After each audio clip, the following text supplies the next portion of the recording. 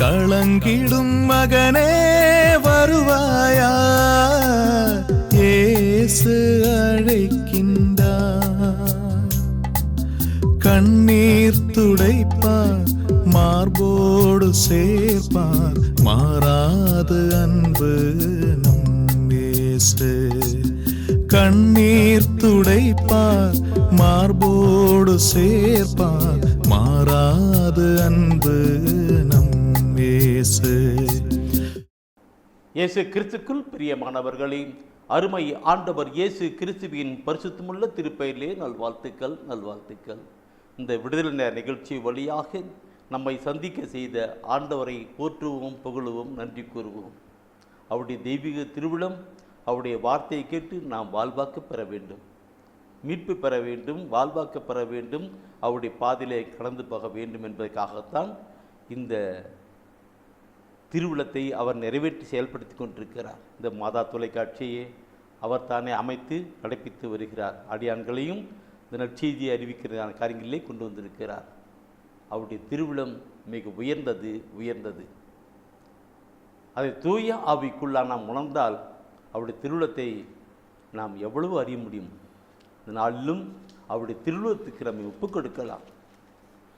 நம்மோடு கூட பேச வேண்டும் என்று அமைத்து நடப்பித்து வருகிற ஆண்டுடைய திருவிழத்துக்கு ஒப்புக் கொடுக்கலாம். அன்பின் ஆண்டவரே, இந்த மாலை வேலைக்காக நமக்கு கூடான கூடி தோத்திரங்களும் துதிகளும் ஆராதனைகளும் ஏறெடுக்கிறோம்.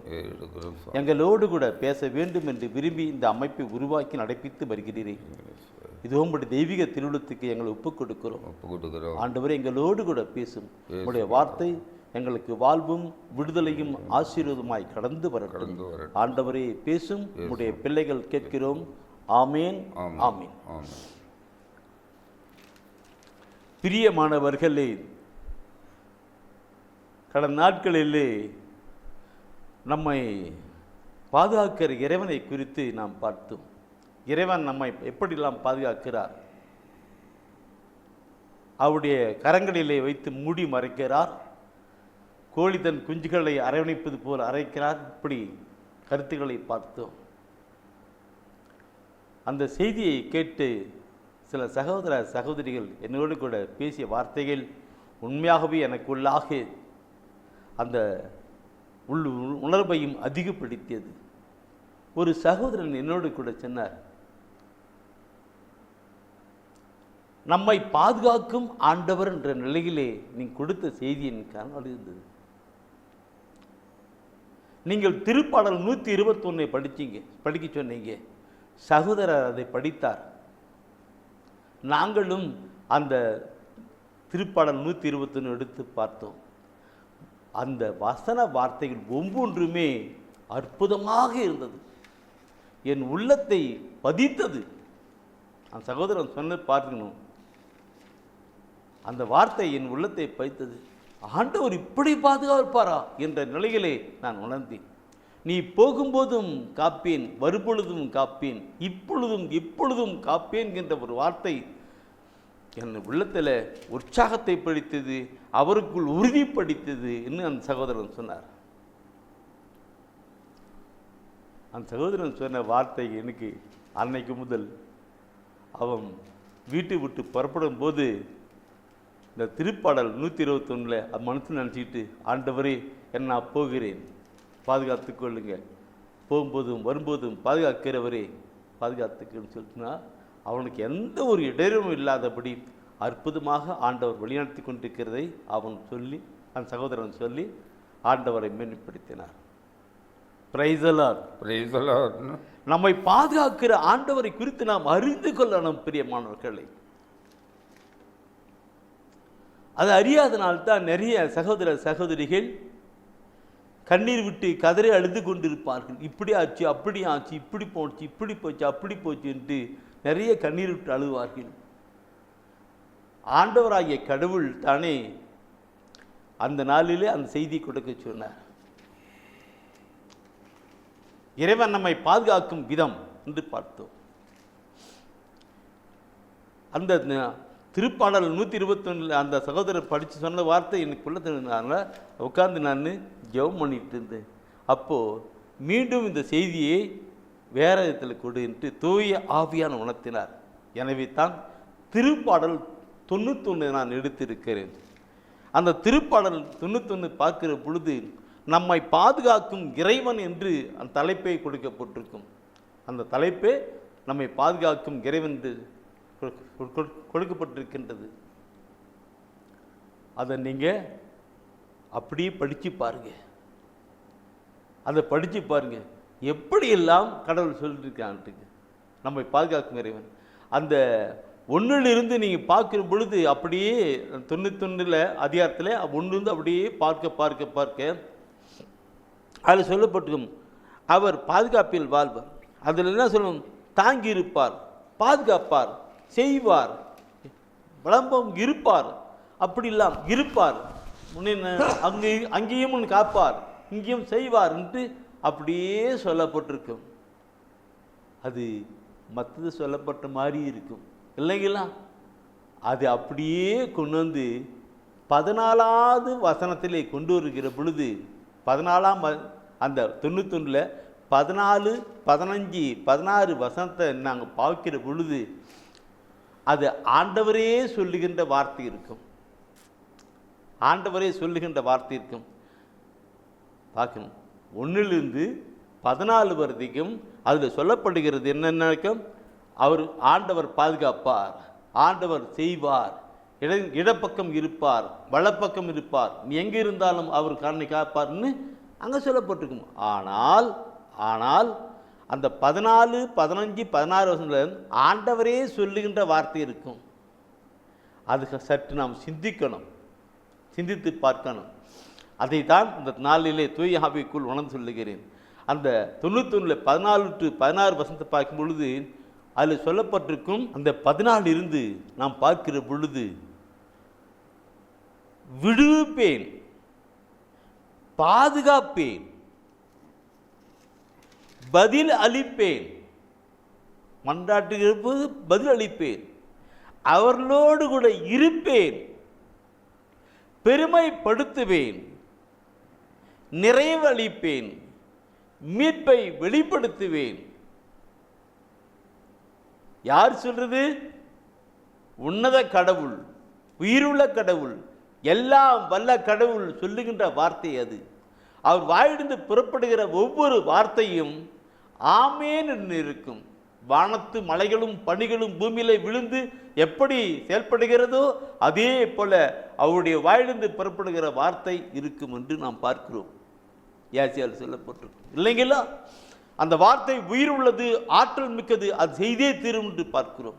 அப்படியே பார்க்கும் பொழுது அந்த 14 வசனம் பார்க்கிற பொழுது விடுவிப்பேன், பாதுகாப்பேன், மன்றாடுகிற பொழுது பதிலளிப்பேன், அவர்களோடு இருப்பேன், பெருமைப்படுத்துவேன், நிறைவளிப்பேன், மீட்பளிப்பேன் என்று மீட்பை வெளிப்படுத்துவேன் சொல்லப்பட்டிருக்கிற வார்த்தை குறித்து நாம் நாளிலே சிந்திக்க இருக்கிறோம். முதலாவது அந்த 91 14வது வசனத்தை அப்படி எடுத்து வாசித்து பாருங்கள். என்ன சொல்லுகிறது? 91 14வது வசனம் என்ன சொல்லுகிறது?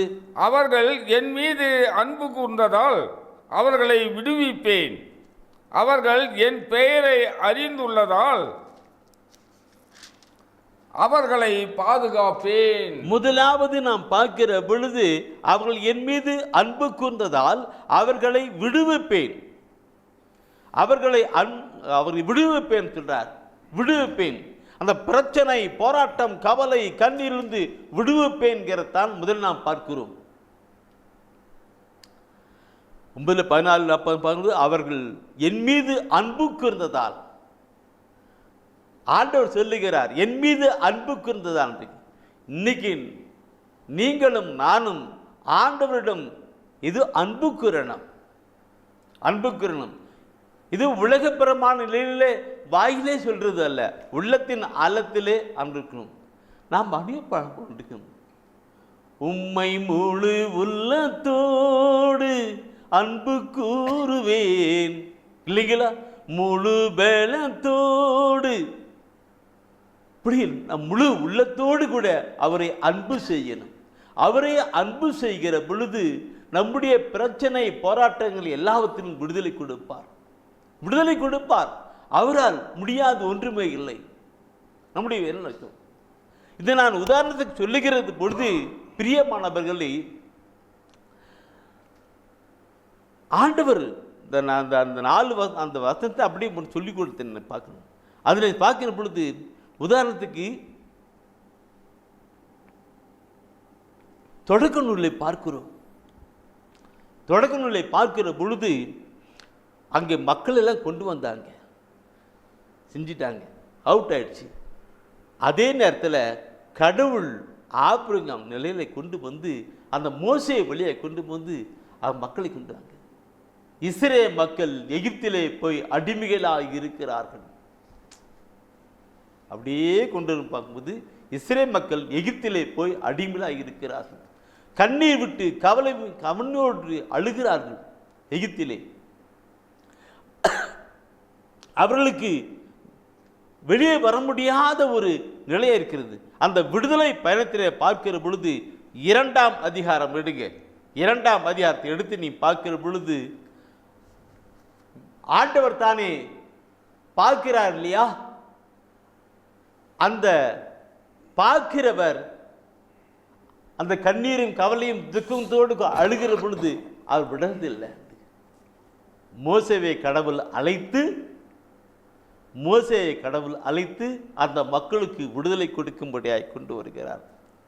2ஆம் அதிகாரத்திலே 23, 24, 25 வசனத்தை நீங்கள் அப்படியே நீங்கள் படிப்பீர்கள் என்றால் அருமையாக இருக்கும். அதில் 24வது வசனத்தை நீங்கள் பார்க்குங்கள். இது விடுதலை பயணத்தில் 24வது வசனத்திலே பார்க்கும் பொழுது அதில் சொல்லப்பட்டிருக்கும் அந்த கருத்துக்களை நாம் சிந்திக்கணும் பிரியமானவர்களே. அவர்களது புலம்பலை கடவுள் கேட்டார். ஆபிரகாமுடனும் ஈசாக்குடனும் யாக்கோப்புடனும் தாம் செய்திருந்த உடன்படிக்கையை நினைவு கூர்ந்தார். இல்லைங்களா? ஆபிரகாம் தான் தொடக்கணும்னு சொன்ன ஆபிரகாம், ஈசாக், யாக்கோப்போடு கூட அவர் செய்திருக்கிற உடன்படிக்கை நினைவு கூர்ந்தார். நாம் எல்லாம் ஆபிரகாம், ஈசாக், யாக்கோப்பினுடைய வம்சம், அவருடைய தலைமுறைகள். நாம் எல்லாம் அழுகிற பொழுது, புலம்புகிற பொழுது இந்த வார்த்தை தான் நினைவு கூர்ந்தார். இவர்கள் என்னுடைய மக்கள், என்னுடைய ஜனங்கள் என்பதையும் அவர் நினைப்பார். அங்கே எகிப்திலே அவர்கள் அந்த மக்கள் அடிமையாக இருக்கும் பொழுது அவருக்கு இப்படி சொன்னார் பார்க்கணும். என் அன்பானவர்களை, இறைவசன வார்த்தைகளை தூய ஆவியோடு கூட நாம் சிந்தித்து தியானிக்கிற பொழுது அவருடைய மகிமைக்குள்ளாக நம்மை வழிநடத்தி கொண்டே இருக்கும். அவருடைய மகிமைக்குள்ளாக, மாட்சிமைக்குள்ளாக நடத்திருக்கும். அந்த 24வது வசனத்தை படிச்சுங்க தானே. அடுத்து 25வது வசனத்தை நீ பார்க்கணும் என்றால் அதில் சொல்லப்படுகிற வார்த்தையை பார்க்கணும். கடவுள் இஸ்ராயேல் மக்களை கண்ணோக்கினார். அவர்களது நிலைமைகளையும் கடவுள் அறிந்து கொண்டார். அவருடைய சூழ்நிலை அறிந்துகிட்டார். என் அன்பானவர்களே, நம்முடைய வாழ்க்கையிலே நாம் சில நெருக்கங்களிலே, பிரச்சனைகளிலே, போராட்டங்களிலே வேதனைப்படுகிற பொழுது அவர் பார்க்கிறார், அவர் கேட்கிறார், அவர் அறிகிறார், விடுதலை கொடுக்கிறார். இஸ்ரேல் மக்களே இல்லைங்களா? கடவுள் பார்க்கணும். எகிப்திலிருந்து அவங்களை விடுதலை பண்ணார்ன்றது நமக்கு எல்லாரும் அறிந்த ஒரு கருத்து தான். நாம் எல்லாரும் சிந்தித்த அறிந்த ஒரு கருத்து தான். என் அன்பானவர்களை பார்க்கணும் என்றுக்கும் அவர் விடுதலை கொடுத்தார். யாரெல்லாம் அன்பு கூறுகிறார்களோ அவர்களெல்லாம் அப்படியாக சென்றோம். இந்த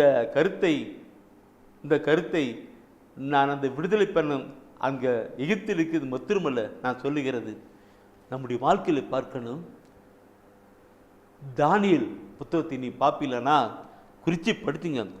தானியேல் அன்பு கூறினது தானியேல் ஆகமத்தை பார்க்கணும்னா அந்த 3ஆம் அதிகாரத்திலே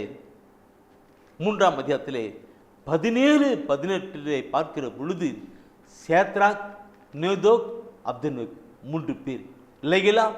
அவர்கள் கடவுள் மேல் அன்பு கூர்ந்து நான் அவரைத்தானா வழிபடுவோம், வேற யாரும் வழிபட மாட்டோம் என்று பார்க்கணும்.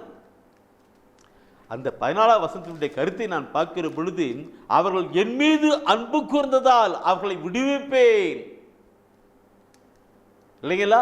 91-14 அவர்கள் என் மீது அன்பு கூர்ந்தால் அவர்கள் விடுவிப்பேன். சேத்ராக், நேதோக், அப்தனேகோ 3 பேரும் அங்கே தீச்சூழலை போடப்படுகிறது. நாம் வழிபட மாட்டோம், அவர் ஒருத்தர் தான்.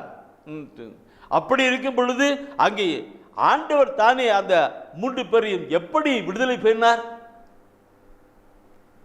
என் அன்பானவர்களே, இதை கேட்டுக்கொண்டிருக்கிற நீங்களும் நானும் நாம் ஒவ்வொருவருமே விடுதலை கொடுக்கிற ஆண்டவரை நோக்கி பார்க்கணும், அவர் மீது அன்பு கூறணும். முழு உள்ளத்தோடு கூட அவர் அன்பு கொள்ளணும். அவர் முழு உள்ளத்தோடு கூட அன்பு கொண்டுகிற பொழுது நமக்கு விடுதலை கொடுக்கிறவராக, பிரச்சனை, போராட்டம், கவலை கனிந்து விடுதலை கொடுக்கிறவராக இருக்கிறார். அந்த சேத்ராக் நேபுகாத்நேச்சர் அப்தநேகோ அந்த அரசனுக்கு முன்னாடி இருந்து அப்படி அந்த தூதர்கள் வந்து எப்படி போடுறாங்க, ஆனால் கூட வேற ஒருத்தர் இருக்கிற மாதிரி நான் பார்க்குறோம் இல்லைங்கிட்டு. கடவுள் அவங்க எந்த நெருப்பும் அணையாதபடி அவங்க கொண்டாங்க இல்லைங்களா? அதே போல நம்முடைய வாழ்க்கையிலும் ஆண்டவர் தானே விடுவிக்க வல்லவராக இருக்கிறார். அவரை அன்பு கூறுகிற பொழுது அவரை நாம் அந்த வசனத்தை பார்த்தோம், அவர்கள் என் மீது அன்பு கூர்ந்தால் அவர்களை விடுவிப்பேன், பிரச்சனை, போராட்டம், கவலைந்து விடுதலை கொடுப்பேன் என்று அங்கே சொல்லப்பட்ட வார்த்தையை நம் உள்ளத்தின் ஆழத்திலே கொண்டு வந்து நாம் செயல்படுத்தப்பட வேண்டும்.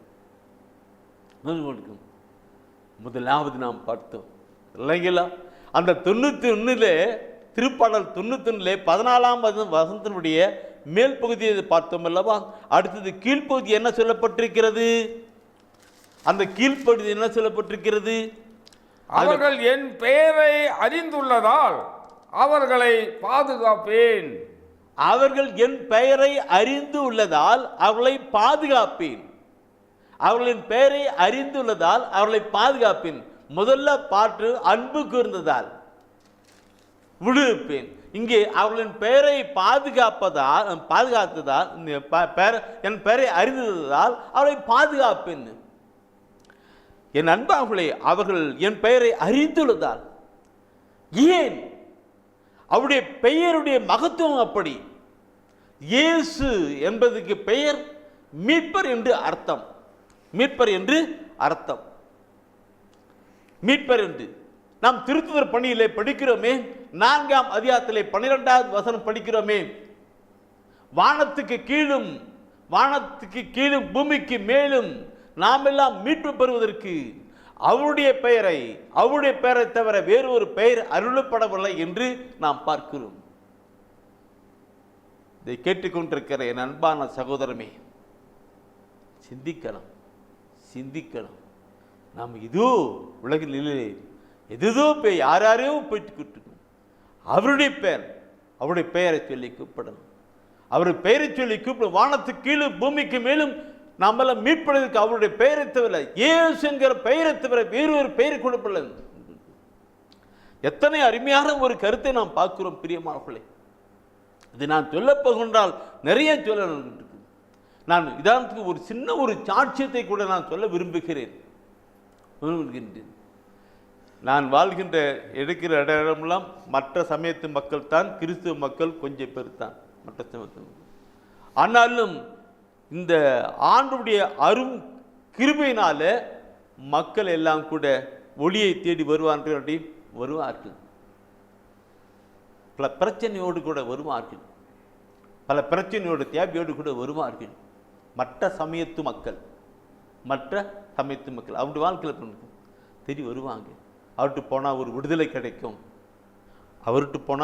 கிடைக்கும், விடுதலை கிடைக்கும் வருவாங்க. நான் அவர்களுக்கு ஏற்றபடியான வார்த்தைகளை சொல்லுவேன். இந்த உலகத்தில் எத்தனையோ கோடி தேவர்கள் உண்டு. தேவர்கள் எல்லாம் உருவாக்கிக்கொண்டே இருக்கிறார்கள் இல்லைங்களா? உருவாக்கிக்கொண்டே இருக்கிறார்கள்.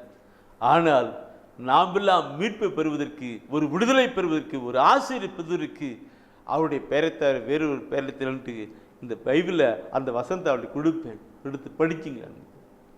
படிக்கிற பொழுது பார்க்கணும், அந்த இயேசுங்கிற பெயரை சொல்லி இருக்கும்.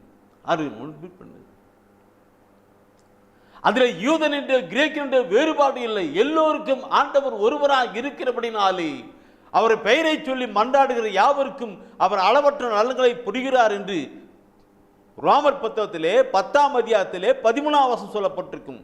எல்லாம் குறிக்கிறீங்க, படிச்சுக்கணுங்க. ரோமர் 10 அவர் பெயரை சொல்லி மன்றாடுகிற யாவருக்கும் அவர் அளவற்றவர், யூதன் என்றோ கிரேக்கன் என்றோ வேறுபாடு இல்லை. அந்த வசனத்தை அவங்களுக்கு காட்டுவேன், படிப்பாங்க, இயேசு மேல் நம்பிக்கை வைப்பாங்க, இயேசுவே இன்னும் கூப்பிடுவாங்க. இயேசுவே இந்த பிரச்சனை, இந்த போராட்டத்தில் இருக்கிறோம், இயேசுவே நீர் ஒருவரே ஆண்டவர்னே அவங்க கேசிட்டு மன்றாடுவாங்க. மன்றாடுகிற பொழுது அவளுக்கு அந்த நிலையிலே விடுதலை கிடைச்சிட்டு இருக்குது. நான் பெருமிக்கத்தில் அவர் செஞ்சிட்டு இருக்கிறார். நீங்கள் அந்த திருப்பாடல் எடுங்க. திருப்பாடல் எடுத்துட்டு 27ஆம் அதிகாரத்திலே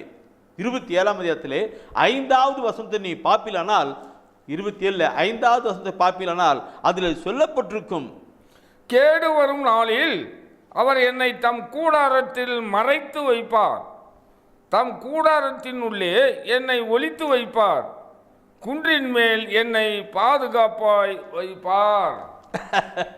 என்ன வார் சொல்றார் பாருங்க. தன் வாழ்க்கையிலே பாருங்க, யாரு கேடு வரும் நாளில் வாங்க பார்க்கணும், மறைத்து வைப்பார், ஒளித்து வைப்பார், பாதுகாப்பாய் வைப்பார். கேடு வரும் நாளில் கூடாரத்தில், இல்லைங்களா? நாம் அந்த நிலையிலே கடந்து போகணும். கேடு வரும் நிலையிலே இதெல்லாம் சொல்லுகிற பொழுது எத்தனை கருத்துக்களாக இருக்கிறது, தூயாவில் பார்க்கணும். என் அன்பானவர்களை தூய ஆவியான உணர்த்துகின்ற ஒரு கருத்தை கூட நான் இங்கே கொண்டு விடுகிறேன்.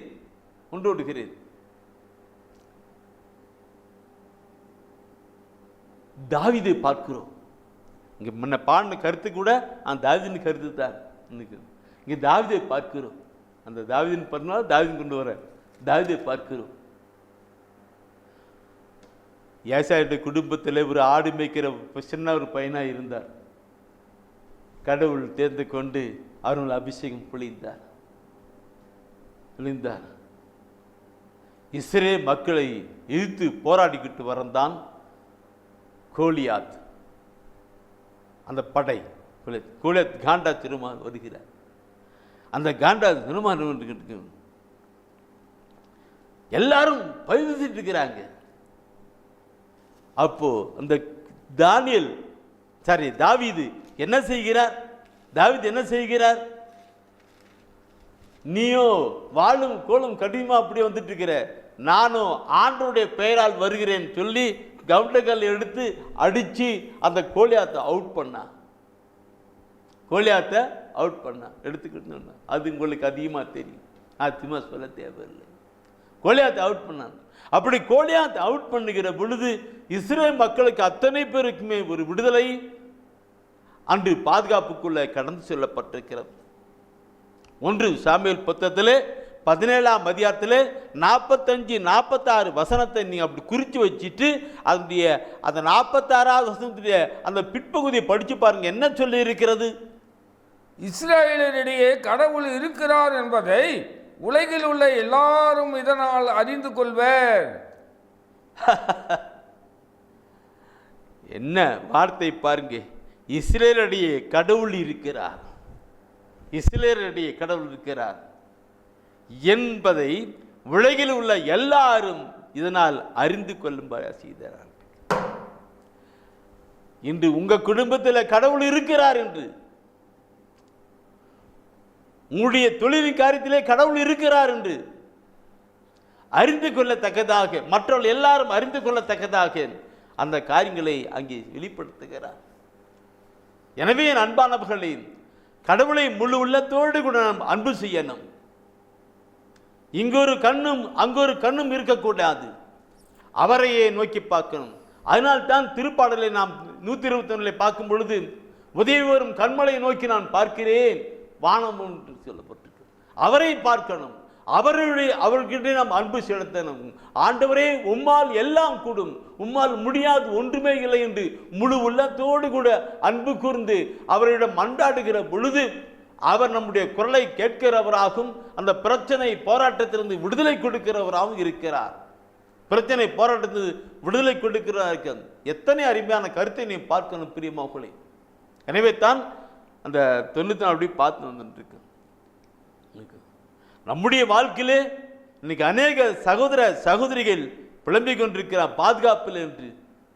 நாட்களிலே ஒரு சகோதரி சொன்னார்கள், ஒரு சகோதரி அவருடைய கணவன் இறந்து விட்டார், அவருக்கு வேற யாரும் இல்லை இல்லை 2 பிள்ளைங்க இருக்கிறாங்க, 2 பிள்ளைங்க இருக்கிறாங்க, எனக்கு ஒன்றுமே இல்லை பிரதர், நான் பாதுகாப்பு இல்லாமல் இருக்கேன்னு நான் சொன்னேன். திக்கட்டவர்களுக்கும் விதவிகளுக்கும் ஆண்டவர் தான் துணை, அவரே பாதுகாப்பு, அவரே எல்லாம் சொல்லிட்டு கொஞ்ச நேரம் அந்த சகோதரிக்கு இறை வசன வார்த்தைகளோடு கூட ஆண்டவரை பற்றி நான் சொன்னேன். உடனே அழுது புலம்பிக்கிட்டு இருந்த சகோதரி கண்ணை தொடச்சிக்கிட்டு, இன்னைக்கு எனக்கு ஒன்றும் பயம் இல்லை, அவர் இருக்கிறார் போதும், அவர் பாதுகாப்பார், அவர் பாதுகாப்பார், நான் என்னுடைய எதிர்கால வாழ்க்கை அனைத்தையும் அவர் பாதுகாத்து வழிநடத்துவார்னு அந்த சகோதரி அழகாய் சொல்லி போனான். இன்றும் அந்த சகோதரி ஆண்டவருக்குள்ளாக வாழ்ந்து அவருடைய பாதுகாப்பிலே பராமரிப்பிலே வழிநடத்துதலே வாழ்ந்து சந்தோஷமாக கொண்டிருக்கிறார்கள். இதை கேட்டுக்கொண்டிருக்கிற என் அன்பான சகோதரமே சகோதரமே, ஆண்டவர் நம்மை விடுதலை கொடுக்கிறவராகவும் பாதுகாக்கிறவராக இருக்கிறார். ஒப்புக்கொடுக்கலாம். திருப்பாடல் 91 14வது வசனத்தின் படியாக அவர் மீது நாம் அன்பு கூறுகிற பொழுது அவர் நம்மை விடுவிக்கிறவரும் பாதுகாப்புமா இருக்கிறார். இந்த வசன வார்த்தை நம் உள்ளத்தின் ஆழத்திலே பதியட்டும் பதியட்டும் பதியட்டும். அவருடைய பாதுகாப்பும் ஆசீர்வாதம் பெற்றுக்கொள்வதற்கு நம்முடைய உள்ளத்திலே பதியட்டும். சரி, நேற்று 14 பார்த்தோம். இன்றைக்கு 15வது வசனத்தை நீங்க எடுத்து படிச்சு பாருங்க. அந்த 15வது வசனத்திலே அவர் சொல்லுகிறது பார்க்கணும். எப்படி சொல்லுகிறார் பாருங்கள். அவர்கள் என்னை நோக்கி மன்றாடும் போது அவர்களுக்கு பதில் அளிப்பேன். என்னது? அவர்கள் என்னை நோக்கி மன்றாடுகிற பொழுது அவர்களுக்கு பதில் அளிப்பேன். நாம் இது சிந்திக்கணும். அவர் நோக்கி மன்றாடுகும் போது அதுதான் நான் நேற்று கூட ஒரு சில சாட்சியங்களை சொன்னேன் இல்லைங்களா, மீட்பின் காரியங்களை சொன்னேன். அப்போ அவர்கள் ஆண்டவர் சொல்றாரு, அவர்கள் என்னை நோக்கி மன்றாடும் போது அவர் சொல்றார் நன்றி இருக்கு. இந்த நாளிலே இந்த கருத்துக்களை உள்ளத்தின் ஆழத்தில் நினைச்சு பார்க்கணும்.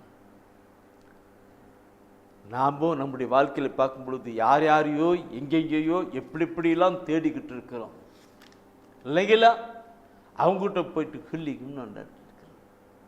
ஆனால் அவருடைய அந்த வல்ல பெரும் ஆண்டவரை நோக்கி மன்றாடணும். அதுதான் திருப்பாளர்களுக்கு முன்னோக்கி பார்க்கிறேன். நீரே அடைக்கலம், நீரே நம்பிக்கை, இறைவா நான் உண்மையே நம்பி உள்ளேன் என்று சொல்லுகிற பொழுது திருப்பாடல் 121 சொல்லுகிற பொழுது அங்கே எப்படியெல்லாம் ஆசீர்வாதம் இல்லைங்களா, அவரை பார்த்து நிற்க. இந்த கருத்தை நாம் உள்ளத்தின் ஆழத்திலே கொண்டு வரணும். அவரை நோக்கி மன்றாடுகின்ற காரியங்களாக இருக்கப்பட வேண்டும். இதை நான் சொல்லுகிற பொழுது தெய்வீக திருவுள்ளத்தின் வசன வார்த்தைகள் எப்படியெல்லாம் இருக்கிறது நாம் இருக்கும். இந்த 50வது திருப்பாடலில் 50வது எடுங்க, அதில் ஒரு அருமையான ஒரு வார்த்தை சொல்லிருக்கும். 50வது திருப்பாடலில் என்னங்கிற எல்லாரும் பைபிள் எடுக்கிறீங்க, படிக்கிறீங்க, எல்லாம் குறிக்க வைக்கிறீங்க. நம்மளே நான் ரொம்ப சந்தோஷப்படுகிறேன். 50வது திருப்பாடலில் அதில் 15வது வசனத்தை நீ பார்ப்பிலன்னா அதில் சொல்லப்பட்டிருக்கும், துன்ப வேளையில் என்னை கூப்பிடுங்கள், உங்களை காத்திடுவேன், அப்போது நீங்கள் என்னை மேன்மைப்படுத்துவீர்கள். அப்பொழுது நீங்கள் என்னை மேன்மைப்படுத்துவீங்க. எப்படி? நான் ஆண்டவர்கிட்ட கேட்டேன், அவரு கொடுத்துட்டாரு. ஆண்டவர்கிட்ட நான் மன்றாடினேன், அவர் என் ஜெபத்தை கேட்டா செஞ்சிட்டாரு, விடுதலை கொடுத்துட்டாரு. என் மகளுக்கு கல்யாணம் இருந்துச்சு, அவர் நோக்கி மன்றாடினேன். என் பையனுக்கு காலேஜ் சேர்த்த முடியல, அவர் நோக்கி மன்றாடினேன். நம்ம எல்லா பிரச்சனைகளையும் அவரிடம் சொல்லி கேட்கணும், சொல்லணும், மன்றாடுகிறோம். அப்பொழுது அவர் என்ன சொல்றார் அங்க பார்த்துருக்கும், என் துன்ப வேளையில் என்னை நோக்கி கூப்பிடுங்க. அவர் சொல்றாரு. யாரு? ஆண்டவர் சொல்றாரு, துன்ப வேலையில நோக்கி கூப்பிடுன்னு அவர் கூப்பிட சொல்றாரு.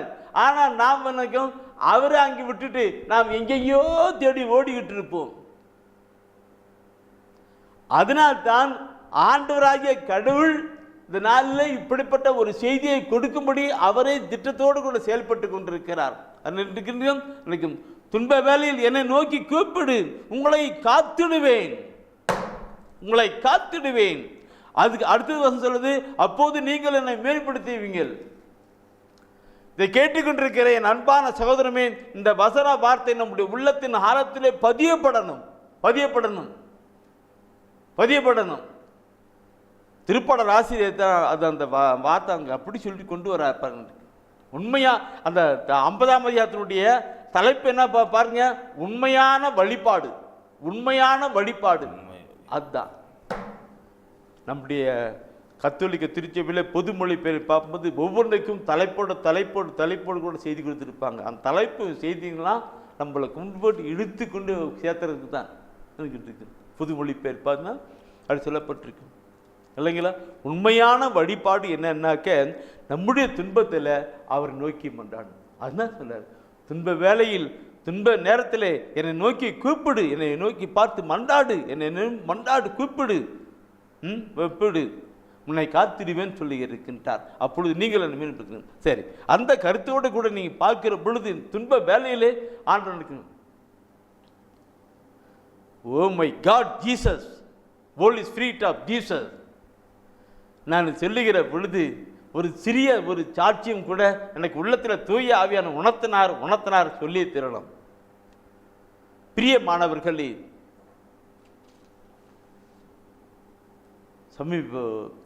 கொஞ்ச நாளுக்கு முன்னாடி ஒரு குடும்பத்தில் எதிர்பாராத விதமாக இல்லாத பொல்லாதன்னு சொல்லி அவரை கேஸ் போட்டு அவர் ஜெயிலில் அடைச்சிட்டாங்க. இந்த குடும்பம் அந்த குடும்பத்தில் இருக்க சகோதரனை அவங்க ஆஃபீஸில் ஒர்க் பண்ணிட்டு இருக்கிறான், ஒரு இடத்துல வேலை செஞ்சுட்டு இருக்கான், தொழில் மையத்தில் வேலை செஞ்சுட்டு இருக்கிறான். அவன் இது இல்லாத பொல்லாத வேறாச்சும் இதெல்லாம் இவன் மேலே போட்டு இவனை போயிட்டு ஜெயிலில் போயிட்டு அடைக்கிறதுக்கு போயிட்டாங்க. இந்த சகோதரன் குடும்பத்தார், அவங்க அப்பா அம்மா அவங்க மனைவி என்ன போட்டு கத்துறாங்க. உடனே ஃபோன் பண்ணாங்கட்டுக்கு. நான் சொன்னேன், பாருங்க, ஆண்டவர் நோக்கி கூப்பிடுங்க, அவர் எல்லாம் உதவி செய்வார், அவர் எல்லாம் செய்வார், அவரால் எல்லாம் செய்வார், அவருக்கு நம்ம காத்துக்கணுக்கு. இந்த திருப்பாடல் 90 அந்த 15ஆம் வசனம் தான் அவங்களுக்கு கண்ணி விட்டுக்கு. அவங்க குடும்பமாக உட்காந்து கையை தூக்கி நான் பார்க்கல. ஆனால் அவங்க கையை தூக்கி அவங்க சாட்சி சொன்னாங்க, கையை தூக்கி கொஞ்ச நேரம் ஜெபம் பண்ணணும் பிரதர், இயேசுவே ஆண்டவரே ஜெபம் பண்ணணும். நாங்கெல்லாம் குடும்பமா ஜெபம் பண்ணணும். அப்போ கத்திக்கு ஜெபம் பண்ணணும். இன்னைக்கு திருப்பாடல் நீ பார்ப்பினாக்க இதில் மத்தியில் சொல்லுவார், எங்கே மத்திய 18ஆம் அதிகாரம் 19, 20 சொல்லுவார், எங்கே என்னுடைய பெயரால் 2 அல்லது 3 பேர் கூடி ஒருமனப்பட்டு ஒரே கருத்தோடு கூட ஜெபிக்கிறார்களோ அந்த ஜெபத்தை விண்ணகத்தில் இருக்கிற தந்தை கேட்டு அருள்வான்ற நிலையில் அவங்க எல்லாம் கூடி ஜெபம் பண்ணிட்டாங்க. அவங்க கத்தி ஆண்டவரே இயேசுவே நீரை பற்றி அப்படின்னு ஜெபம் பண்ணிட்டு இருந்தாங்க. கொஞ்ச நேரத்துக்கெல்லாம் இந்த ஜெயிலுக்கு போய் அடைக்க போனாங்க பாருங்க. அவன் அந்த பையன் தம்பி வீட்டு கதவை தட்டிட்டு இருக்கிறான். கதவை தட்டி பார்த்தா பையன் அந்த அப்பா அம்மாவுக்கு அப்படி பயங்கர சந்தோஷமாகி போச்சு. அவனுக்கு அவங்க ஒய்ஃபுக்கு பிள்ளைகளுக்கு ஒரே சந்தோஷம் வச்சுட்டு அப்புறம் என்னடா கண்ணு என்னமோ சொல்லி உங்களுக்கு ஜெயிலு போட்டு போனான்னு. அதெல்லாம் ஒன்றும் இல்லைப்பா, அங்கே கூட்டி போனாங்க, அங்கே போயிட்டு ரொம்ப பண்ணாங்க. நான் சொன்னேன், கடவுள் ஒருத்தருக்கு தெரியும்னு சொல்லிட்டேன். நான் பாருங்க, எனக்கு தெரியும், கடவுள் ஒருத்தருக்கு தெரியும், நான் அப்படிலாம் ஒன்று செய்யலைன்னு சொன்னேன். ஆண்டவருக்கு ஒருத்தருக்கு தெரியுங்கன்னு சொன்னேன். இப்படி சொன்ன உடனே அங்கே இருக்கிற அந்த இன்ஸ்பெக்டர், போலீஸ் இன்ஸ்பெக்டர் பார்த்துட்டு, கடவுள் ஒருத்தர் பாருங்க, யாரும் ஒன்றும் செய்யலை, எல்லாம் ஆண்டவருக்கு தெரியும் சொல்லிட்டேன். அந்த இன்ஸ்பெக்டருக்கு இது ஒரு மாதிரி ஆயிடுச்சு.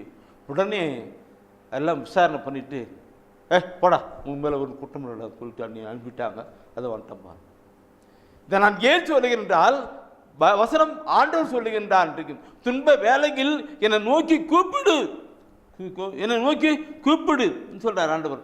துன்ப வேளையில் என்னை நோக்கி கூப்பிடுன்னு சொல்லுகின்ற வார்த்தை பார்க்கணும். அங்கே அவங்க விடுதலை கொடுக்கிறவராக செயல்படுகிறவராக இருக்கிறார் இல்லைங்களா? ஓ மை காட் ஜீசஸ், இதை நான் சாட்சின்னு சொல்லிருக்கேன். சரி, அது இருக்கு. இந்த வசனத்தோட கூட திருப்பாடல் 107 எடுங்க. திருப்பாடல் 107 என் கண்ணு அப்படி கலங்குது.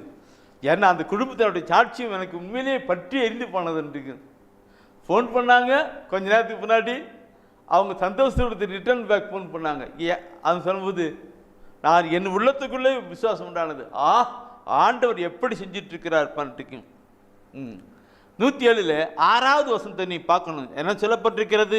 தம் நெருக்கடியில் ஆண்டவரை கூவி அழைத்தனர், அவர்களுக்கு உற்ற துன்பத்திலிருந்து அவர்களை அவர் விடுவித்தார். அவர்களை விடுவித்தார். இதான் சாட்சியம், இதுதான் சாட்சியம். அவர்கள் எல்லாரும் ஒன்னா கூடி ஆண்டவர் நோக்கி மண்டாடுகிற பொழுது ஆண்டவர் அங்கே ஜெபத்தை கேட்டாரு.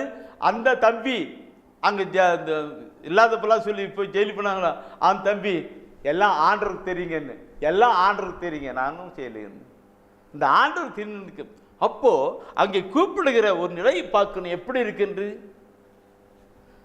இது நான் சொல்ல நினைத்து பாருங்க, நம்முடைய நிலை எப்படி இருக்கிறது, நம் சமுதாயத்தின் நிலை எப்படி இருக்கிறது, எங்கே போயிட்டு இருக்கிறது. நான் அடிக்கடி சொல்லுவது, அவரால் முடியாது ஒன்றுமே இல்லை, அவரிடம் இல்லாத ஒன்றுமில்லை. அவரை நோக்கி நாம் மன்றாடுகிற பொழுது அவர் எல்லாம் வல்லவராக, எல்லாம் நிறைந்தவராக நம்முடைய வாழ்க்கையிலே அவர் செயல்படுத்துகிறவராக இருக்கிறார். Praise the Lord, praise the Lord. திருப்பாடலில் நாம் பார்த்தோம் தானே, அந்த 15ஆம் அதிகாரத்தில் மேலிட்டு பார்த்தோம், அவர்கள் என்னை நோக்கி மன்றாடும்போது அவர்களுக்கு பதிலளிப்பேன். அதுக்கு அடுத்த கீழே என்ன சொல்லுகிறது? அவர்களது துன்பத்தில் அவர்களோடு இருப்பேன். அவர்களது துன்பத்தில் அவர்களோடு கூட இருப்பேன். அவர்களது துன்பத்தில் அவர்களோடு கூட இருப்பேன். என் அன்பானவர்களே, அவர்களோடு கூட இருப்பேன், துன்பத்தில் அவரோடு கூட இருப்பேன்.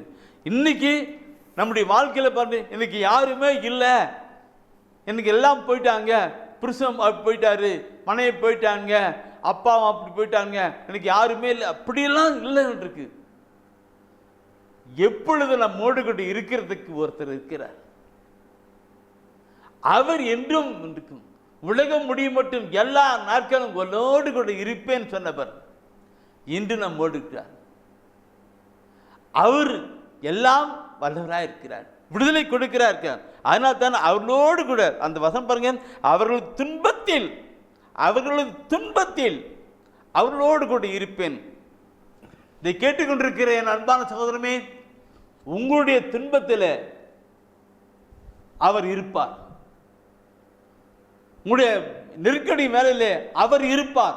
அதனால தான் அந்த வசனத்தினுடைய அந்த 15ஆம் வசனத்தை பார்க்கும் பொழுது சொல்லப்பட்டிருக்கிறது, முதல் வசனம் பார்க்கும் பொழுது, அவர்கள் என்னை நோக்கி மன்றாடும் பொழுது அவர்களுக்கு பதிலளிப்பேன், அவர்கள் துன்பத்தில் அவர்களோடு கூட இருப்பேன், அவர்களோடு கூட இருப்பேன் இருக்கும்.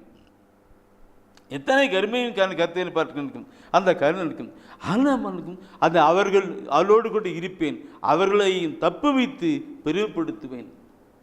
இதை கேட்டுக்கொண்டிருக்கிற என் அன்பான சகோதரமே, இறைவசன வார்த்தைகளை நாம் சிந்திக்கும் போது அதில் அவர் நம்மோடு கூட பேசுகிறார். ஆண்டவர் நம்மோடு கூட பேசுகிறார். மகனே மகளே என்று நம்மோடு கூட பேசுகிறார். ஆனால் இறைவசன வார்த்தை மக்கள் இன்னும் அதிகம் எடுக்கல, படிக்கல, கொண்டு வரல. எடுக்கணும், படிக்கணும், சிந்திக்கணும். என் தெய்வம் இயேசு என்னோடு பேசுவார் இல்லைங்களா? வேதம் வழியாய் பேசுவார். நம்முடைய துன்பத்திலே நாம் கூப்பிடுகிற பொழுது இறைவசன வார்த்தையின் வழியாக நம்மோடு அவர் பேசுகிறவராக இருக்கிறார். அதுதான் அந்த கருத்துக்கள் சொல்ல வந்தேன். இறைவசன வார்த்தைகளோடு கூட பேசுகிறேன்.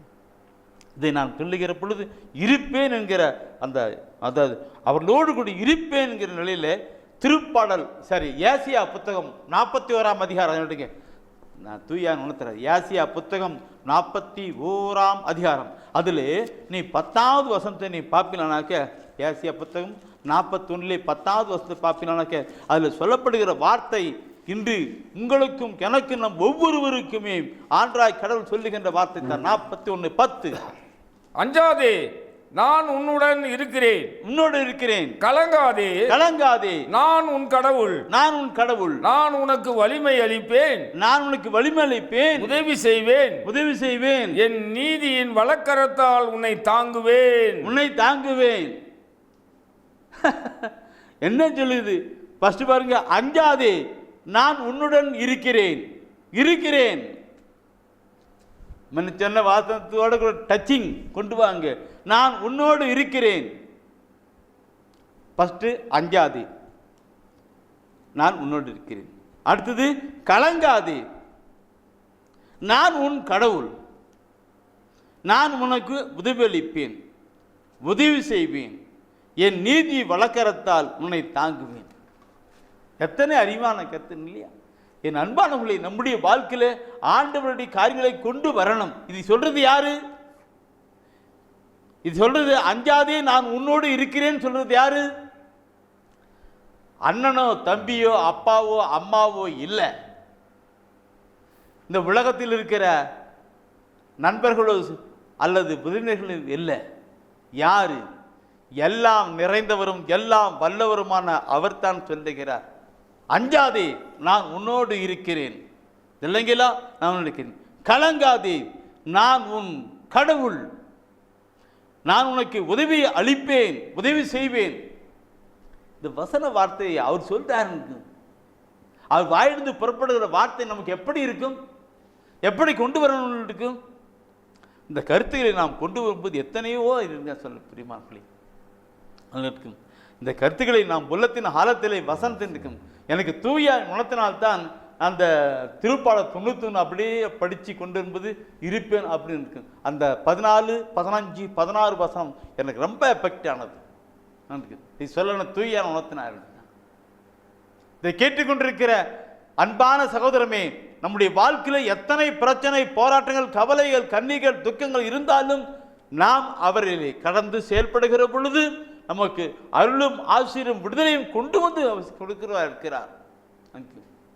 அஞ்சாதேன்னு சொல்லப்பட்டிருக்கிற வார்த்தை தான் அந்த வசனத்து வார்த்தையிலே 41ஆம் அதிகாரத்தில் நான் இங்கே ஹோலி ஸ்பிரிட் ஆஃப் ஜீசஸ் தூயானுத்திர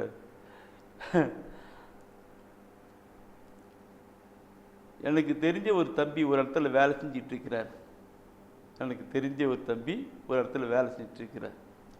நான் போகிற பொழுது சந்திக்கிற பொழுதெல்லாம் அந்த தம்பி வந்து பிரதர் எனக்கு ஜெர்மனு பிரதர்ன்னுவார். நான் அந்த தலைமையில் கை வச்சு ஆண்டவர் ஏசியா 41ஆம் அதிகாரம் 10வது வசனம் படி ஆசீர்வதிங்கன்னு சொல்லிட்டு தம்பி நீ சொல்கிறான். அவன் கொஞ்ச நாளைக்கு முன்னாடி திருப்ப வந்து அந்த தம்பிக்கு ஒரு நன்றிக்கு பிரதர் எனக்கு ஜெபம் பண்ணுங்கன்னு சொன்னான். திருப்ப நான் அதே அன்னைக்கு சொன்ன வாசனை திருப்ப அந்த மகனுக்கு திருப்ப ஆண்டவர் ஏசியா 41ஆம் அதிகாரம் 10வது வசனப்படி இந்த மகனை ஆசீர்வதிங்க. என்னாலும் கொஞ்சம் நாளைக்கு பின்னாடி இருக்கு பிரதர் நீங்கள் சொன்ன அந்த ஏசியா 41ஆம் அதிகாரம் 10வது வசனத்தை நான் படித்து பார்த்தோம் பிரதர்.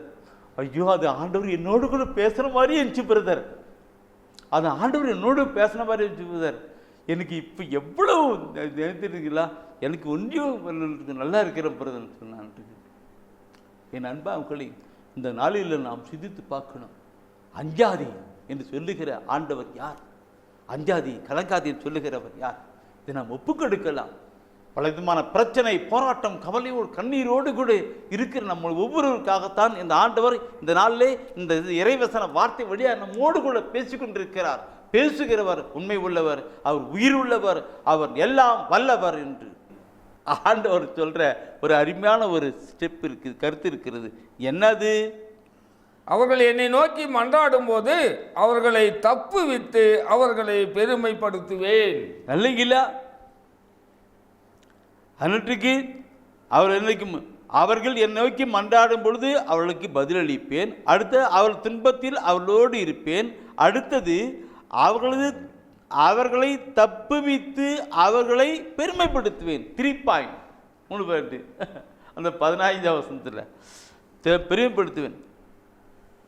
என்ன கருத்துக்களை இன்னைக்கு பார்க்கணும். நான் சொல்லலை, நம்மை உண்டாக்கின நம்ம நடத்துகின்ற அந்த அருமை ஆண்டவர் சொல்லுகிறார். அவரை நான் தப்பு வைத்து பெருமைப்படுத்துவேன். என் அன்பானவர்களே, ஆண்டவர் தப்பு வைத்து பெருமைப்படுத்தினா சும்மா சாதாரணமான இல்லை. அவர் அதான் அடிக்கடி சொல்லும்போது அவர் எல்லாம் வல்லவர்னு, எல்லாம் நிறைந்தவர்னு பெருமைப்படுத்துவேன். இன்னைக்கு இந்த சென்ற மாத புத்தகத்திலே, தேவ ஒளியும் புத்தகத்தில் ஒரு சின்ன ஒரு சாட்சியத்தை கூட நான் எழுதியிருக்கிறேன். என்ன தெரியுங்களா? ஒரு சகோதரன் பூக்கடை வச்சுட்டு இருக்கிறான். பூக்கடை சேல்ஸ் பண்ணுற வச்சுக்கிட்டு அந்த ரோட்டு ஓரம் உட்காந்துக்கிட்டு அப்படி கடை வச்சு திரும்பி வச்சு அவனுக்கு ரொம்ப வருமானமெல்லாம் கம்மியாயிட்டு போயிட்டே இருந்தது. சில இடத்துல கொடுக்க வேண்டிய பணம் கூட கொடுக்க முடியாத ஒரு நிர்பந்தமான ஒரு நிலை வந்துட்டுது அவனுக்கு. அந்த சகோதரன் ஒரு நாள் என்னை பார்த்து, பிரதர் ரொம்ப பணம் நெருக்கடி பிரதர், தொழில் அப்படியே இருக்கு, அப்படியே போயிட்டுருக்குது, என்ன நஷ்டம் அடிச்சிருக்கேன். சரி நீ பைபிள் படிப்பேன். பைபிள் படிப்பேன் பிரதர், டைம் கிடைக்கும் போது படிப்பேன். சரி பரவாயில்ல, உன் சூழ்நிலை இன்னும் நான் அவங்ககிட்ட அந்த சகோதரன், என்ன சகோதரனாக்க ஏன்னா என்னுடைய வயசு அவருக்கு இருக்குது, எனக்கு 74. அவரில் சரி சரி நான் அவர்கிட்ட நீதிமொழி புத்தகத்தில் 3ஆம் அதிகாரத்தில் 9-10 வசனத்தை அவனுக்கு காட்டினேன். நீ செய்யறதானே வேலைக்கு படி காட்டினேன். அந்த சகோதரன் அப்படி எடுத்து படித்து அவன் பண்ணிக்கும். நீதிமொழி புத்தகம் 3ஆம் அதிகாரம். அவனால் பணம் வருமானம் இல்லாமல் ரொம்ப கஷ்டம். அது கொடுக்க முடியாதுனால நம்ம வருமானம் இருக்கான் இருக்கு. அதனால தான் அந்த வசனத்தை தூயான் அவன் கேட்கும்போது தூயானே எனக்கு உணர்த்தினார். நீதிமொழி 3ஆம் அதிகாரம் 9-10 படின்னு சொல்லிட்டு அந்த சகன் காட்டினேன். அவர் எடுத்தார், அப்படியே படித்தார். அப்படின்னு என் வைத்தான் படித்தார். நினைக்கும் என்ன இருக்கு? உன் செல்வத்தை கொண்டு அவரை போற்று, உன் விளைச்சல்கள் எல்லாவற்றிலும் முதற் பலனையும் ஆண்டவருக்கு காணிக்கையாக்கு. அப்பொழுது உன் களஞ்சியங்கள் நிறைந்திருக்கும், குடங்களில் திராட்சை ரசம் வழிந்தோடும். இது அவன் அந்த சகோதரன் படித்த உடனே தலைமையில் அப்படி குத்திக்கிட்டான். அப்படி தலைமையில் குத்திக்கிட்டான். ஏன்? தப்பை உணர்ந்துதான், தப்பை உணர்ந்தான் தலைமையிலே அம்மூனி குட்டிக்கிட்டான் அல்ல. அதுக்கு மேலே சொல்ல தேவையில்லை, ஏன்னா தப்பை உணர்ந்துட்டானு இல்லை. அப்புறமேல நான் ஒரு சின்ன ஜெபம் பண்ணி, ஆண்டவரே இவர் தொழிலை ஆசீர்வதிங்கன்னு சொல்லி நான் ஜெபத்தை அனுப்பிவிட்டேன். அந்த சகோதரன் போனேன் போயிட்டு என்ன பண்ணான்ருக்கு, கடை வச்சு நினைக்கும், கடை தேவைக்கும் முதல்ல வர வருமானத்தை, முதல்ல பூக்கடையில் பூ என்ன இது வருது இல்லையோ, முதல்ல வர வருமானத்தை ஆண்டவருடைய சமூகத்தில் ஒப்பு கொடுத்து ஆண்டவரே ஆசீர்வதிங்கன்னு சொல்லி ஜெபம் பண்ண ஆரம்பித்தான். முதல்ல வருமானம் என்ன வருதோ அதை எடுத்து ஆண்டு சமூகத்தில் வச்சுட்டு அது ஜெபம் பண்ண ஆரம்பித்தான். பார்த்தனா நல்ல வருமான காரிகள் எல்லாம் எல்லாம் கல்லாவெல்லாம் காசு நிறைய சேர ஆரம்பிச்சிருச்சுருக்கும். கல்லா அந்த முதல் வருமானத்தை, அந்த முதல் பகுதியை எடுத்து இருக்கிறனால அதெல்லாம் சேர்த்து நற்செய்தி ஊழியத்துக்காக கூட வந்தால் சகோதரன் ஆண்டுடைய காரியங்களுக்காக ஆண்டுடைய ஊழியத்துக்காக கொடுக்காங்க. நானும் இதை நான் ஏன் என்று சொல்லுகிறேன் என்றால், பெருமையை சொல்லினால் ஆண்டவர் வைத்திருக்கிற மறை உண்மையின் காரியங்களை அறிந்து அதை அனுபவிக்கணும். அந்த சகோதரன் ரொம்ப நாளாக அப்படியே என்ன பண்ணாரு பாராட்டு அந்த மனசன் இருக்கு, செல்வன் இருக்கு. நீங்கள் மதுரமல்ல பிரியமானவர்களே, அந்த சகோதரனுடைய காரியங்கள் இருக்கு. இன்னைக்கு அந்த சகோதரன் எல்லா வேலையும் முடிச்சுட்டு நினைக்கும், கோயிலில் போனாக்க அந்த காரியம் இருக்கு, எல்லாம் செஞ்சுட்டு இருக்கிறான். இதை நான் சாட்சியமாக சொல்லுகிறது என்றால் அவருடைய மகிமைக்காக அந்த காரியங்களை நீங்கள் பண்படுத்தி நீங்களும் ஆசீர்வதிக்கப்பட வேண்டும் தான் தூய ஆண்டுகிற காரியங்கள். பெருமைப்படுத்துவேன் என்று சொன்ன வார்த்தை அந்த திருப்பாடல் 91 பார்க்கும் பொழுது அது சொல்லப்பட்டிருக்கிற வார்த்தை, அவளை தப்பித்து அவளை பெருமைப்படுத்துவேன். அது அவருக்கு உலகப்பிரமாணத்தில். ஆன்மீகத்தில் பார்க்கும் பொழுது பெருமைப்படுத்துவேன். ஆன்மீகத்தில் பார்க்கும்போது பெருமைப்படுத்துவேன். எப்படி பெருமைப்படுத்துவேன்? இன்னைக்கு அந்த வசனத்தை பார்க்க முடியும். இந்த ஆண்டவருக்காக ஊழியம் செய்யணும். யோவான் 12ஆம் அதிகாரத்தில் 26வது வசனத்தை படிக்கும் பொழுது, யோவான் 12ஆம் அதிகாரத்தில் 26வது வசனத்தை படிக்கும் பொழுது அதில் சொல்லப்படுகிற வார்த்தை, எனக்கு தொண்டு செய்வோர் என்னை பின்பற்றட்டும், நான் இருக்கும் இடத்தில் என் தொண்டரும் இருப்பர், எனக்கு தொண்டு செய்வோருக்கு தந்தை மதிப்பளிக்கிறார் என்றார். தந்தை மதிப்பளிக்கிறார். இந்த உலகபரமான மதிப்பு இல்லை, அங்கிருந்து வர மதிப்பு, அது அல்லியமான மதிப்பாக இருக்கு. இந்த கருத்தை ஒரு சகோதரன் கண்ணுக்கு நான் சொன்னேன். ஒருவர் எனக்கு ஊழியம் செய்வான் ஆகிய அந்த கருத்து ஒரு சீடத்துவத்தில் தம்பிக்கு தான் சொன்னிருக்கும். அந்த சகோதரன் உண்மையாகவே அந்த வசன வார்த்தையை உள்ளத்தின் ஆழத்தில் நிறைச்சி கொண்டு வந்ததுக்கு நான் ஜெபம். இன்னைக்கு அந்த தம்பி அங்கே அந்த அவர் பணிபுரிகிற இடத்துல நல்ல ஒரு மதிப்போடு கொண்டு வாழ்ந்துக்கிட்டு இருக்கிறார். அவருக்கு பொன்பு சொல்லார், ஆண்டவனுக்கு ஆசீர்வதிக்கிறார். இது நான் சொல்லுகிறேன் என்றால் நம்முடைய வாழ்க்கையிலே நாம் பார்க்கிறோம், ஆண்டவருக்காக திருத்தொண்டு ஆண்டவருக்காக பணி செய்கின்ற பொழுது, அவருடைய காரியங்களை கடந்து வருகிற பொழுது ஆண்டவர் நம்ம மதிப்பளிப்பார், எடுப்பார். அவருக்காக பணி செய்கிற பொழுது அவருக்கு அதான் அந்த வசனத்தை ஒவ்வொன்று வசனம் பண்ணுங்க. அவர் என் மீது அன்பு கூர்ந்ததால் சொல்லப்பட்டிருக்கு. அவர் மீது அன்பு கூர்ந்ததால் அவருக்காக நாம் ஆய்வு செய்யும் போது அவர் தாமே நம்மை ஆசீர்வதித்து நமக்கு மதிப்பளிக்கிறவராக இருக்கிறார். Praise the Lord, praise the Lord. நான் என் சகோதரருடைய வாழ்க்கையில பார்க்கும் பொழுது எங்கே எப்படி ஆனாலும் கூட ஆண்டவர்கள் கடந்து வந்தது தான், அவருக்காக பணி செய்கின்ற நிலையிலே கடந்து வந்தான். சரி, இதெல்லாம் அவருடைய மகிமைக்காக. அடுத்தது நீ பார்க்கிறோம் பிரியமாவுக்குள்ளே, அந்த 91வது 16வது வசனம் சொல்லுகிறது என்ன? நீடிய ஆயுளால் அவர்களுக்கு நிறைவளிப்பேன், என் மீட்பை அவர்களுக்கு வெளிப்படுத்துவேன். முதலாவது பார்க்கும்போது நீடிய ஆயுளால் அவர்களுக்கு நிறைவளிப்பேன், நீடிய ஆயுளால் அவர்களுக்கு நிறைவளிப்பேன். என் அன்பானவர்களே, அந்த 15, 14, 15, 16 வசனத்தை பார்க்கிறோம். நீடிய ஆயுளால் அவர்களுக்கு நிறைவளிப்பேன். இந்த நீடிய ஆயுளால் உங்களுக்கு நிறைவளிப்பேன்னாக்க நம்முடைய உலக வாழ்க்கையிலே ஆசீர்வாதமான நிலையிலே வாழ்றது இருக்கிறது கொஞ்ச நாள் இருந்தால் கூட அதில் ஒரு ஆசீர்வாதமான ஒரு வாழ்க்கை, ஒரு நிறைவளிப்புன்றது நடக்கும். விடுதலை பயணத்தில் விடுங்க, விடுதலை பயணத்தை நான் சொல்லும்போது தூயார் உணர்த்தத்தான். விடுதலை பயணத்தில் 20ஆம் அதிகாரத்தில் 12வது வசனம் ஒரு வார்த்தை சொல்லப்பட்டிருக்கும். 20ஆம் அதிகாரத்தில் 12வது வசனம் தூயார் காட்டுகிறார், உணர்த்துறார். உன் கடவுளாகிய ஆண்டவர் உனக்கு அளிக்கும் நாட்டில் உன் வாழ்நாள்கள் நீடிக்கும்படி உன் தந்தையையும் உன் தாயையும் மதித்து நட. விடுதலை பயணம் 20ஆம் அதிகாரம் 10 கட்டளை சொல்லப்பட்டிருக்கிற கடவுள். உன் கடவுளாகிய ஆண்டவர் உனக்களிக்கும் நாட்டிலே நீ நீடிய நாட்கள் வாழும் பொருட்டு உன் தாயையும் தந்தையும் மதித்து நட. 10 கட்டளை 4ஆம் கட்டளை நீடிய நாட்கள், முடிவில்லா வாழ்வு, நீடிய நாட்கள். இந்த உலகத்தில் நீடிய நாட்கள், முடிவில்லா வாழ்வு, அதை விருட்டு, அது நீடிய இங்க அங்க. அதுக்கு அம்மா அப்பாவுக்கு நம்ம மதிப்பு கொடுத்து அவங்களை கனப்படுத்தும் சொல்லப்பட்டிருக்கிறது.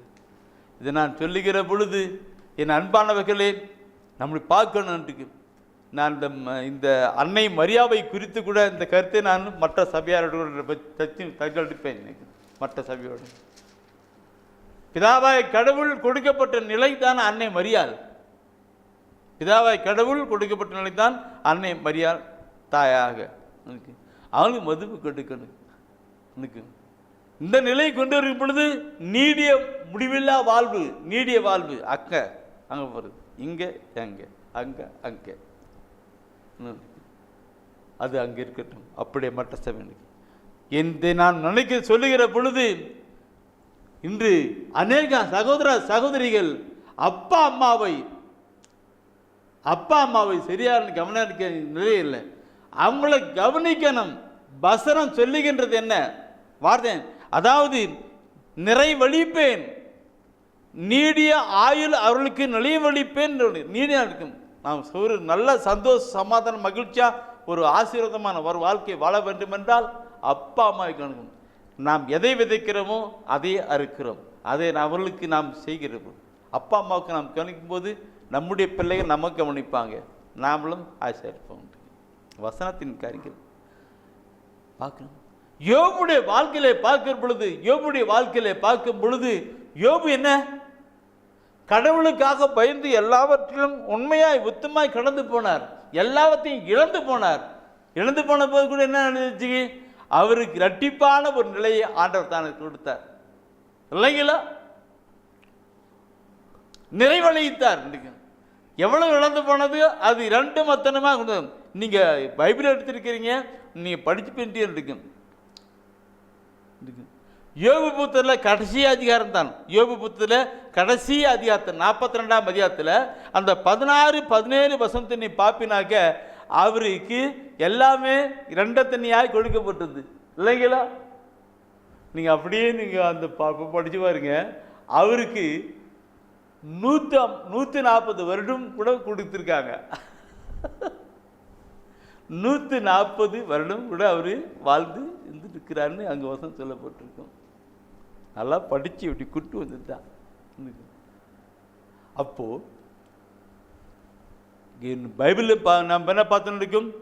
கடவுளுக்கு அன்புக்குறவர்களுக்கு, அவளுக்கு அஞ்சு நடக்கிறவர்களுக்கு இப்படிலாம் நடக்கிறதுக்கு அந்த கருத்தை அப்படியே கொண்டு போகிறார். கொண்டு போன்றார். எல்லாம் குறித்து வச்சுக்கிறீங்க, பாருங்க, படிங்க. எனக்கு இந்த வசன வார்த்தைகள் என்ன அடுத்த ஒரு கருத்தை நான் சொல்ல வர விரும்புகிறேன். என்னாவது? நீடிய ஆயுளே அவர்களுக்கு, நீடிய ஆயுளால் அவர்களுக்கு நடுவிப்பேன் சொன்ன போல நிறைய சொல்லணும். ஆனாலும் கூட கலந்து அடுத்து கீழே என்ன சொல்லுது? என் மீட்பை அவர்களுக்கு வெளிப்படுத்துவேன், என் மீட்பை அவர்களுக்கு வெளிப்படுத்துவேன் சொல்லப்பட்டிருக்கிறது. அந்த 19 திருப்பாடல் 91 கடைசி அந்த 16ஆம் அதிகாரத்தினுடைய பிற்பகுதி, என் மீட்பை அவர்களுக்கு வெளிப்படுத்துவேன். மீட்பை வெளிப்படுத்துவேன் எப்படி? என் நண்பர்களை பார்க்கணும். இதை நான் சொல்லணும்னா நிறைய சொல்லணும். பழைய ஏற்பாட்டில் யோசேப்பு இருக்கிறார்.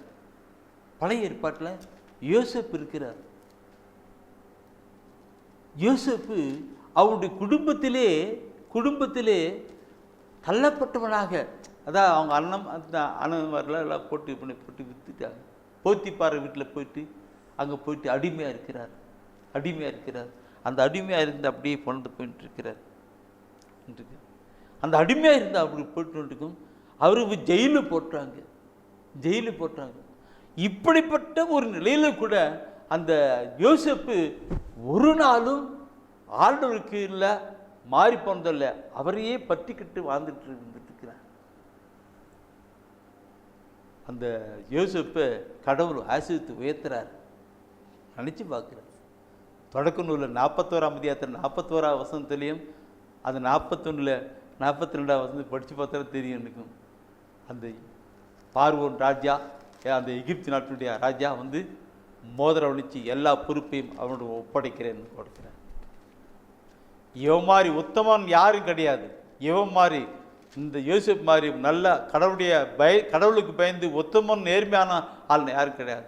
எனவே சொல்லி அந்த போட்டி அந்த ராஜா அது பார்வோன் ராஜா அந்த என்ன பண்ணுறாரு, கையில் இருக்கிற மாதிரி இந்த வேறு என்ன சொல்கிறாரு அது எல்லாம் கேட்கணும் மக்களவையில் சொல்கிறார். மக்களவையில் சொல்லி கொடுக்குறார். என் நண்பர்களை எப்படிப்பட்ட காரியங்களை பார்க்கணும், அந்த மீட்பின் காரியங்களை கொண்டு அந்த பார்க்கணும். சரி, இதை நான் சொல்ல 45 சரி இருக்கும். ரோமர் புத்தகம் எடுங்க, அது யோசேப்புடைய காலத்தில் போனது. ஆனால் இந்த நாளுக்கள் இந்த காலகட்டத்தில் எப்படி பண்ணணும்? ரோமர் புத்தகம் எடுங்க, 10ஆம் அதிகாரம் எடுங்க. நான் எடுக்கிறேன். ரோமர் புத்தகம் 10ஆம் அதிகாரம் எடுங்க. அந்த 10ஆம் அதிகாரத்தை எடுத்துட்டு அதிலே ரோமர் புத்தகம் 10ஆம் அதிகாரத்தில் எடுத்துட்டு 10ஆம் அதிகாரத்தில் 9-10 வசனம் 9-10 வசனம் என்று உள்ளத்தின் ஆழத்திலே தொட்டு செயல்பட்டு நடப்பித்து வருகிற ஒரு வசனம் தான், அந்த வார்த்தை தான் அது. இயேசு ஆண்டவர் என வாயார அறிக்கையிட்டு இறந்த அவரை கடவுள் உயிர்த்தெழ செய்தார் என உள்ளூர நம்பினால் நீங்கள் மீட்பு பெறுவீர்கள். இவ்வாறு உள்ளூர நம்புவோர் கடவுளுக்கு ஏற்புடையவர் ஆவர். வாயார அறிக்கை இடுவோர் மீட்பு பெறுவர். என்ன வார்த்தை! அந்த வசனத்தின் பாருங்க, வாயார அறிக்கை எடுக்கிற மீட்பு பெறுவர். 10ஆம் அதிகாரத்தில் அந்த இல்லைங்களா அந்த வசன வார்த்தை இருக்கு. அந்த இஸ்ரேல் மீட்பு பெறுவார்கள் இருக்கு. மீட்பு அதுதான் நான் சென்ற வாரத்தில் சொன்ன போனதில் இருக்கு. ஆண்டு தீர்ப்பை அறிக்கையிட்டு மன்றாடு யாவருக்கும் அந்த மீட்பு தான். திருப்பெயரை அறிக்கையிட்டு மன்றாடு யாவருக்கும் மீட்பு. 10ஆம் அதிகாரத்தில் 9, 10, 11, 12 அந்த 13 வசனத்தை நீங்கள் படித்து பாருங்கள். என்னுடைய நற்செய்தி அறிவிப்பு பணியிலே நான் அதிகம் சொல்றது மற்ற சமயத்து மக்கள் அவர்களுக்கு நான் அதிகமாக வெளிப்படுத்தி சொல்லுவது இந்த வசன வார்த்தை தான். இந்த வசன வார்த்தை தான். இயேசு ஆண்டவர், அவர் மரித்தார், அவர் உயிர்த்தார், அவர் வாழ்கிறார் என்று. எங்கே வாழ்கிறார்? வாழ்கிறார் என்று நாம் உள்ளத்தில் விசுவசித்தால் விடுதலை மீட்பு தான். உள்ளத்திலே ஆழத்தில் விசுவசிக்கிற பொழுது இருக்கும். இயேசுவே ஆண்டவர், இயேசு மரித்தார், உயிர்த்தார், அவர் வாழ்ந்து கொண்டிருக்கிறார். எங்கே? என்னோடு கூட எனக்குள்ளாக வாழ்ந்து கொண்டிருக்கிறார் என்று நாம் நம்பனாவே நமக்கு அந்த ஆசீர்வாதம் கடந்து வருகிறது. வாயில் இருக்கும்போது நான் இந்த தீய ஆவியை ஓட்டுகிற பொழுது சிலர் கேட்பாங்க, பிரதர் அந்த தீய ஆவியை விட்டு போடிச்சா இல்லையான்னு எப்படி கண்டுபிடிச்சிங்கன்னு சொல்லி கேட்பாங்க. அதெல்லாம் ஒன்றும் இல்லை தம்பி, அதில் பிரதர் அப்படிலாம் கிடையாது. அதாவது இயேசுவே ஆண்டவர்னு அது சொல்லலாம். இயேசுவே ஆண்டவர்னு சொல்லலாம். பிசாசு ஏன்னா இதில் எபிசோட் பண்ணுறதுக்கும் பேய் கூட இயேசுவே ஆண்டவர் சொல்லலாம். யாக்கோப்பு சொல்லப்பட்டு இயேசுவே ஆண்டவன் சொல்லலாம். இயேசு மரித்தார்னு சொல்லலாம். ஆனால் இயேசு உயிர்த்தார்னு பிசாசு சொல்லாது தம்பி. அப்படியா பிரதர்? அந்த உயிர்த்தார் வாழ்கிறார் என்று நாம் எல்லாம் கொண்டு வருகிற பொழுது நம்முடைய வாழ்க்கை மிகுந்த ஒரு ஆசீர்வாதமான ஒரு வாழ்க்கை அந்த உலக ரட்சகராக. எனவே இந்த அன்பான சகோதரருமே, இந்த நாளிலே இந்த திருப்பாடல் 91 14, 15, 16 வசனத்தை இந்த 3 நாட்கள் நாம் தியானித்தோம், சிந்தித்தோம். எல்லாம் தொடர்ந்து கேட்டுக்கொண்டிருக்கிறீர்கள். இப்பொழுது ஒட்டுக்கொடுங்கள். இயேசு ஆண்டவர் நமக்கு மீட்பின் காரியங்களை நடப்பிப்பார், நடத்தி கொண்டிருப்பார். இயேசுவே நீரே என் மீட்பு, நீரே என் வழி, நீரே உண்மை, உயிராய் உள்ளவரே, உயிராய் உள்ளவரே. இயேசுவே நீரே எம் மீட்பு, நீரே என்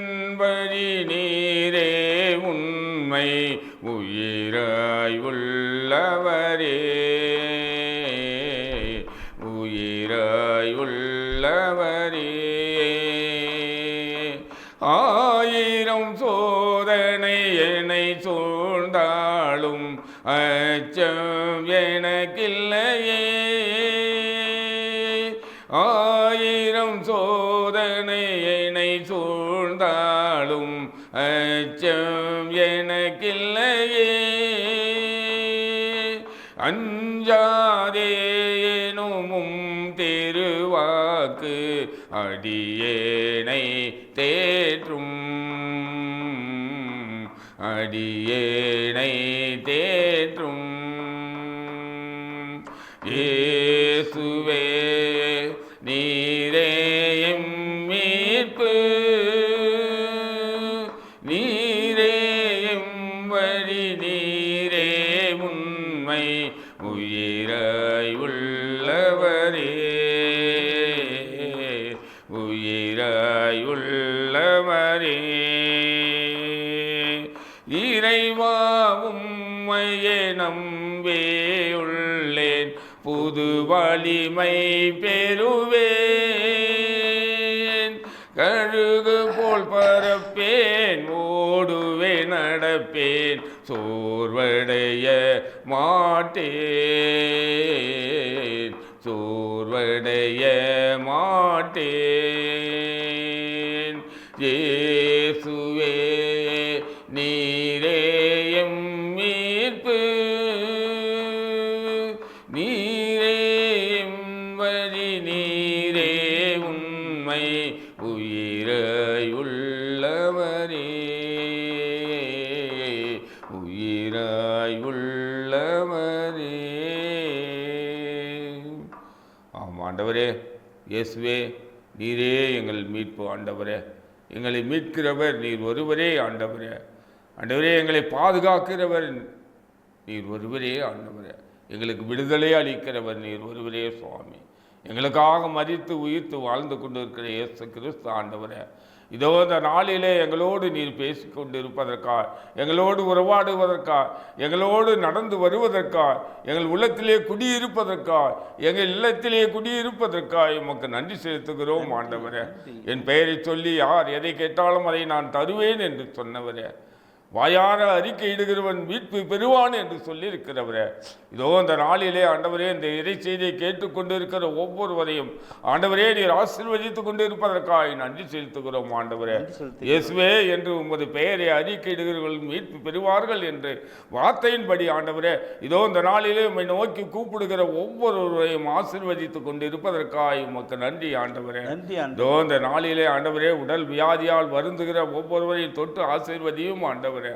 ஆண்டவரே இதோ தேர்வு எழுதி இருக்கிற எல்லா பிள்ளைகளுக்கும் ஆண்டவரே நல்ல மதிப்பெண் கிடைத்து தேர்ச்சி பெறக்கூடிய சக்தியை தாரும் ஆண்டவரே. ஆண்டவரே அவர்களுக்கு வழிகாட்டும் ஆண்டவரே. ஆண்டவரே இயேசுவே உம்மை நன்றியோடு உம்மை துதிக்கிறோம் ஆண்டவரே. இதோ உலகம் முடிவரை நான் உங்களோடு கூட இருக்கிறேன் என்று சொன்ன ஆண்டவரே, உயிர்த்து மரித்து உயிர்த்து எங்களோடு கூட இருப்பதற்காக உமக்கு நன்றி செலுத்துகிறோம் ஆண்டவரே. ஆண்டவரே அவர்களோடு இருந்து அவர்களை தப்பிவித்து பெருமைப்படுத்துவேன் என்று சொன்னவரே, அப்பா உமக்கு நன்றி செலுத்துகிறோம் ஆண்டவரே. இயேசுவே உமக்கு நன்றி, நீடி ஆயுளால் அவர்கள் நிறைவேறிப்பேன் என்று சொன்ன ஆண்டவரே, அப்பா நன்றியோடு துதிக்கிறேன் ஆண்டவரே. படுத்த படுக்கையாய் வியாதியோடு இருக்கிற ஒவ்வொருவரைய கரத்தை பிடித்து தொட்டு ஆண்டவரை குணப்படுத்தும்படியாய் ஜெபிக்கிறோம் ஆண்டவரே. சிறு பிள்ளைகளை ஆசீர்வதியும், முதியோர்களை ஆசீர்வதியும் ஆண்டவரே. அப்பா இதோ ஒவ்வொரு குடும்பத்திலும் ஆண்டவரே உமது தெய்வீக பிரசன்னம் நிறைந்திருக்கட்டும் ஆண்டவரே. ஆண்டவரே இயேசுவே கண்ணீரோடு இருக்கிற ஒவ்வொருடைய கண்ணீரை துடைக்கும்படியாய் ஜெபிக்கிறோம் ஆண்டவரே. அவர்களோடு இருப்பேன் என்று வாக்கு கொடுத்து இருக்கிறவரே, அப்பா உமது பிள்ளைகளோடு என்றும் ஆண்டவரே இருந்து வழிநடத்தும்படியாய் ஜெபிக்கிறோம் ஆண்டவரே. ஒப்பு கொடுக்கிறேன், இன்னும் ஆசீர்வதியும், இன்னும் பலப்படுத்தும் ஆண்டவரை காத்துக்கொள்ளும். எங்கள் அருமை இயேசுவின் அற்புத பெயரிலே ஜெபிக்கிறோம் எங்கள் நல்ல பிதாவே. ஆமேன், ஆமேன், ஆமேன்.